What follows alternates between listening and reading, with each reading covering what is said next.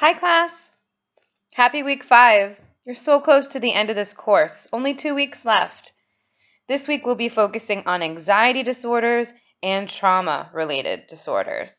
A lot of that has to do with the central nervous system being used and abused, often based on difficulty using the parasympathetic nervous system and difficulty learning how to self-soothe, calm down, and relax when being worked up.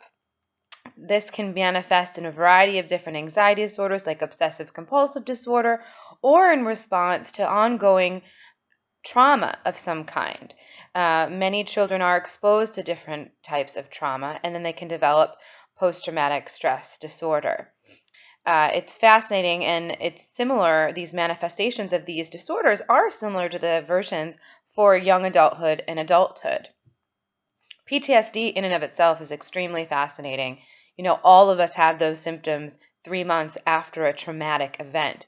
However, why many children or adults may develop the full-blown PTSD is when it lasts 6 months or longer and it's become a complicated issue.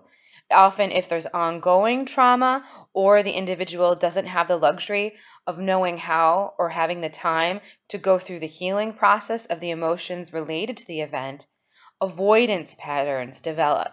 That individual or child then sort of escapes and avoids from everything that reminds them of the trauma, and they often stuff and avoid even their own emotions. So what happens is a lot more anxiety and anger and not an ability to access some of the other emotions. Often they are having reoccurring symptoms or re-experiencing symptoms, which may be memories or nightmares.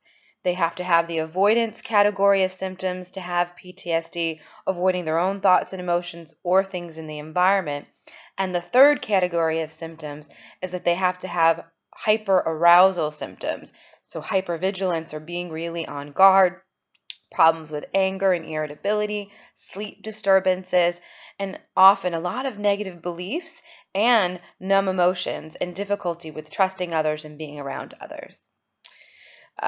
These 2 chapters are going to go into great detail on the ways of assessing these disorders, as well as some treatment plan suggestions. I hope you're all thus far really getting a good grasp of a variety of ways of assessing childhood disorders, treating childhood disorders, and getting a good flair for how a child may have more than one mental health disorder and how to differential diagnose. This is a friendly reminder that because next week is the final week of this class, week 6, there is an additional final paper assignment.